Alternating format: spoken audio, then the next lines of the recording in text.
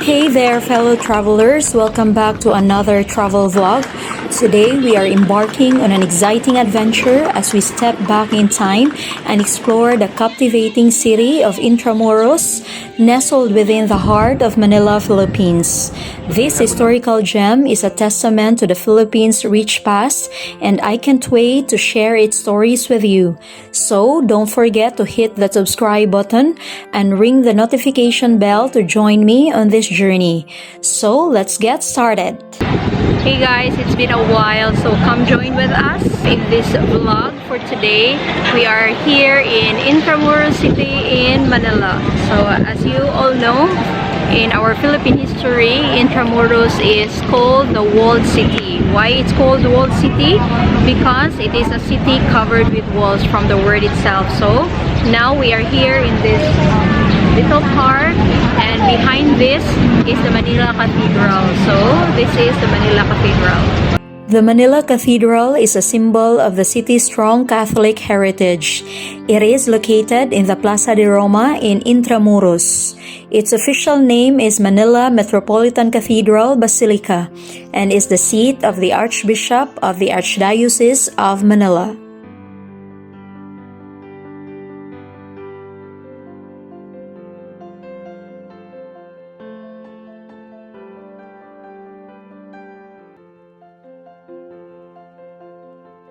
The Manila Cathedral Basilica is the premier basilica of the Philippines because among the churches in the Philippines, it is the only one elevated to the rank of a basilica by His Holiness Pope John Paul II, now a canonized saint. He raised the Manila Cathedral to the dignity of a basilica on April 27, 1981, 2 months after his first visit to the Philippines in February 1981. As the premier church, premier cathedral, and premier basilica, the Manila Cathedral Basilica is the mother of all churches, cathedrals, and basilicas in the Philippines. Since we arrived in Manila from Cebu at past 12 noon, my husband and I just decided to avail of the Intramuros tour package so that we can save time and also to help local tour guides elevate their income. They say, your Intramuros adventures will not be complete without riding in a kalesa or a two-wheeled horse-drawn carriage, which was one of the traditional means of transportation in the country back in the day. We thought it would be fun, so we did just that. So welcome po sa Intramuros, Mama. Thank you! Ano pong pangalan niyo, Kuya? Oh. Sir Nestor. Ang Intramuros name po, by Spanish yan. Opo. So ang ibig sabihin yan, in the wall. Ay ang mga Moro, most Chinese pirate, that is the enemy of Spain. Ay ang mural na yan, ang wall na iikutin natin. Ever mali, forever yan eh. Forever. Meron. Ha? Ang hindi alam kasi nung nagpapakasal siya, pakasal sila ng wall. Sabihin niya na appreciation, respect, and trust. Appreciation, respect, and trust. So, dapat meron nun para umay forever. Oh, yan. Kasi pag nabawasan talagang may tubig. Yung mga lalaki, parang mercury trap, na kasi siguro, babae, lagi pagpok. Along the way, we passed by beautiful Spanish structures around the city. Our next destination was the San Agustin Church. It is situated inside the Intramuros walls and is the oldest Baroque church in the Philippines. It was definitely a memorable experience for Panga and I. So now we are here in San Agustin Church. As what our guide told us, this is the oldest church in Intramuros, older than Manila Cathedral, the one that we went a while ago. This is San Agustin Church. We've noticed here these are tombs of dead people, and I don't know who are they, but yeah, as you can see, until that area. and also here. So these are World War II. oh.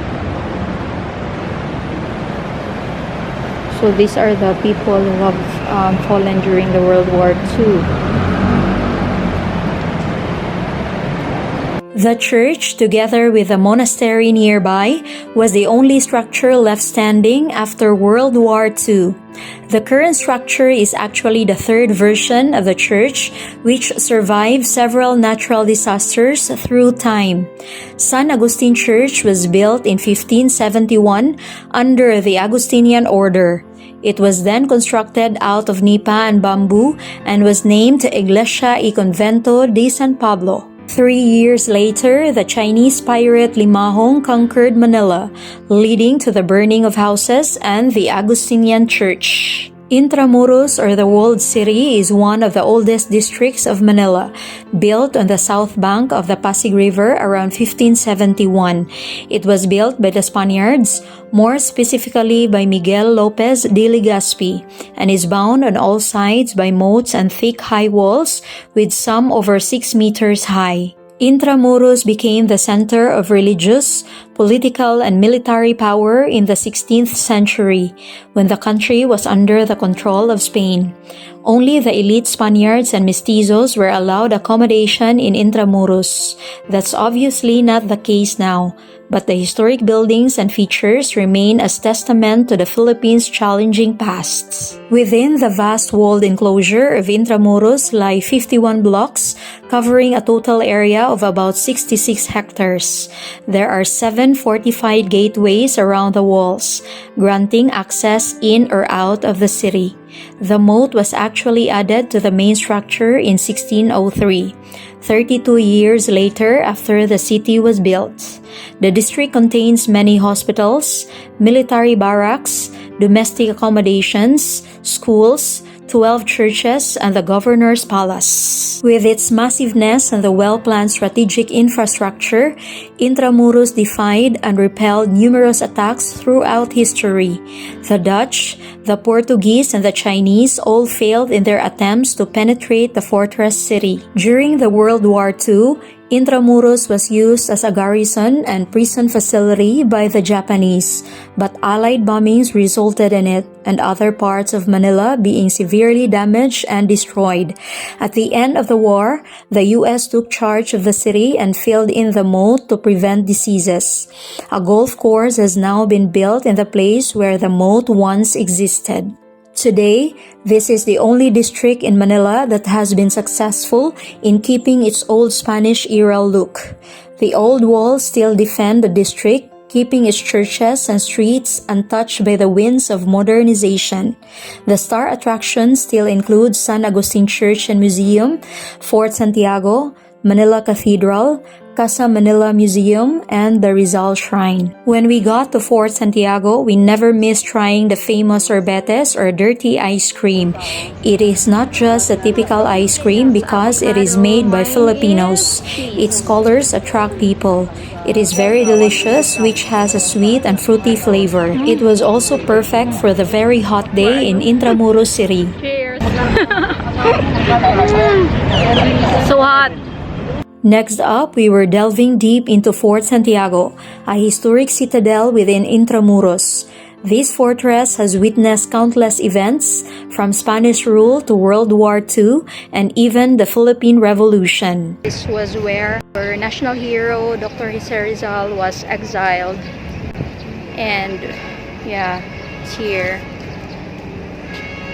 This is the entrance. Fort Santiago is a 400-year-old historical site that shows glimpses of events during World War II, the years under Spanish rule, the imprisonment of our national hero, Dr. Rizal, and the Filipinos' fight for independence. This was where we came from. And And we are going inside. That's my panga. Fort Santiago was a Spanish military fortress that housed many Filipino and American prisoners during the Spanish colonial period and World War II. Then, the fort also served as headquarters of the armies of the British, American, and Japanese. It was declared a national shrine and monument in 1951 and a national cultural treasure in 2014. Welcome to Plaza de Armas.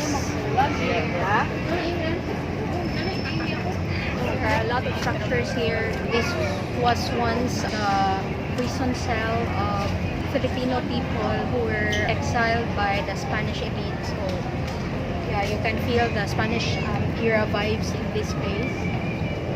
Not just in this place, but also in all structures inside Intramuros City.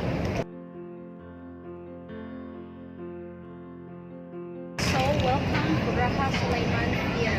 This was constructed as a military barracks and as a Quatro Escuela, a school.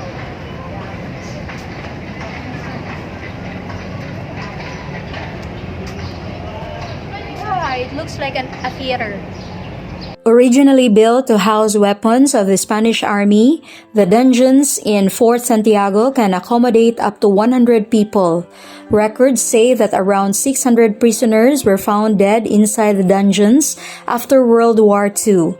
For a time, Jose Rizal was imprisoned in one of the dungeon cells. To learn more about Dr. Jose Rizal's last days, we also visited the Rizal Museum within the area, which was reconstructed in 1953 after World War II. This postern was used by the occupants of Fort Santiago as a passage to the Pasig River. During the British invasion of Manila in 1762, Simon de Anda escaped to the province of Pampanga through this postern. After the Battle of Manila in 1945, 600 decomposing bodies were found around Intramuros. Their remains lie in a mass grave under a white marble cross beside the dungeons. Alright, so there's a tunnel here, and we're going down. The dungeons were originally used as powder magazines until the dampness proved detrimental to storing gunpowder. These were then converted into prison cells. The dungeons were recently rehabilitated and are now open to the public. Stories of prisoners being drowned in the dungeons of Fort Santiago during high tide continue to this day. But archaeological evidence proves that dungeons were built way above the river and it would be impossible for waters to flood the chambers even at high tide. Also located nearby was a water cistern which supplied fresh water to the fort from a well in the dungeons. The cistern was converted into a storage room when the U.S. Army built their headquarters here.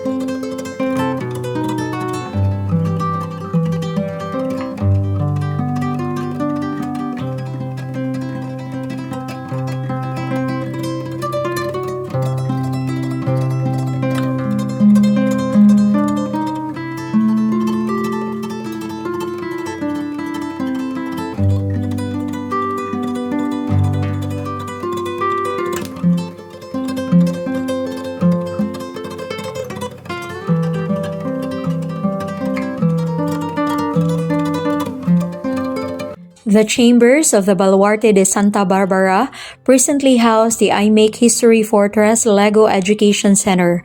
Visitors could look at Lego models of lost landmarks in Intramuros as well as miniatures of other places of interest in the Philippines.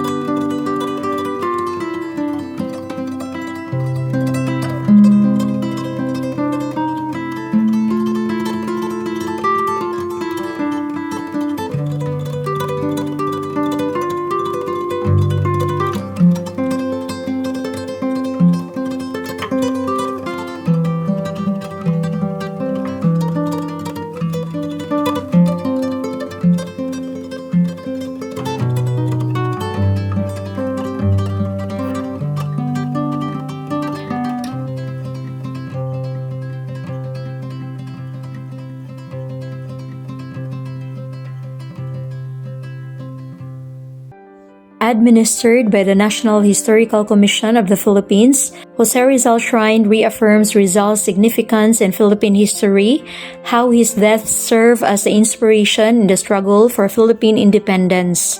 This brick barracks, which was first built in the 16th century, has been in a ruined state since its destruction during the Battle of Manila in 1945. Jose Rizal was imprisoned for 56 days from November 3 to December 29, 1896. The entire right wing of this building, which contained his prison cell, was reconstructed in 1953 as a museum and as a shrine dedicated to Dr. Jose Rizal. A national shrine and a landmark today, Fort Santiago has stood witness to numerous events in our pre-Hispanic and colonial history, as well as our people's journey to our hard-won independence. Exploring Intramuros has been an incredible journey through time and culture. This city within walls is a testament to the enduring spirit of the Filipino people and their vibrant history. We hope you enjoy this adventure with us. Don't forget to like, comment, and share this video if you found it informative and entertaining. Until next time, keep exploring and be a proud Filipino.